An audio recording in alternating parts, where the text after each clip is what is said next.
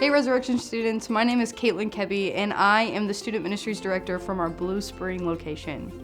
And now we're jumping ahead in the story to return to Moses and the people of Israel. And they have recently been delivered from slavery in Egypt. Now through Moses, God led the Israelites to the same mountain where Moses had first encountered God as a burning bush, at Mount Sinai. And at that mountain, God reestablished and reaffirmed the covenant originally made with Abraham, Isaac, and Jacob. And now we read in Exodus chapter 19, on exactly the 3rd month anniversary of the Israelites leaving the land of Egypt, they came into the Sinai desert. They traveled from Rephidim, came into the Sinai desert, and set up camp there. Israel camped there in front of the mountain while Moses went up to God. The Lord called to him from the mountain, "This is what you should say to Jacob's household and declare to the Israelites. You saw what I did to the Egyptians and how I lifted you up onto the eagle's wings and brought you to me. So now, if you faithfully obey me and stay true to my covenant, you will be my most precious possession out of all of the peoples.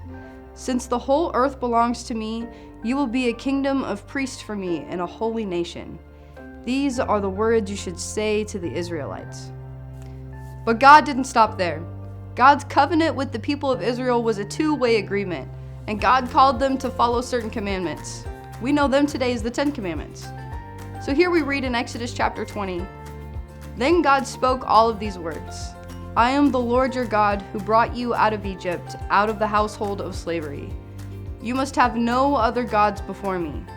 Do not make an idol for yourself, no form whatsoever, of anything the sky above or on the earth below or in the waters under the earth. Do not bow down to them or worship them, because I, the Lord your God, am a passionate God.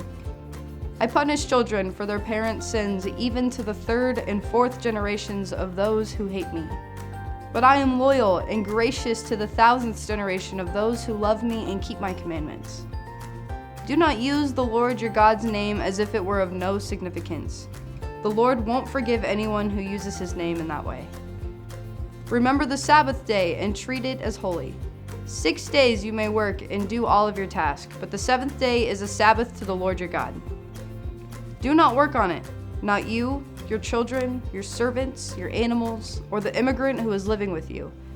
Because the Lord made the heavens and the earth, the sea, and everything that is in them in 6 days, but rested on the 7th day. That is why the Lord blessed the Sabbath day and has made it holy. Honor your parents and grown-ups so that your life may be long in the fertile land that the Lord your God is giving you. Do not kill. Do not commit adultery. Do not steal. Do not testify falsely against your neighbor. Do not desire to try to take your neighbor's home. Do not desire to try to take your neighbor's spouse, servant, ox, donkey, or anything else that belongs to your neighbor."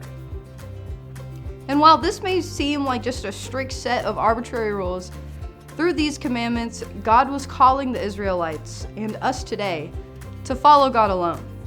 We should not put anything else in the way of our relationship with God, not idols or the desire to steal, kill, or lie, nor the material possessions or goods.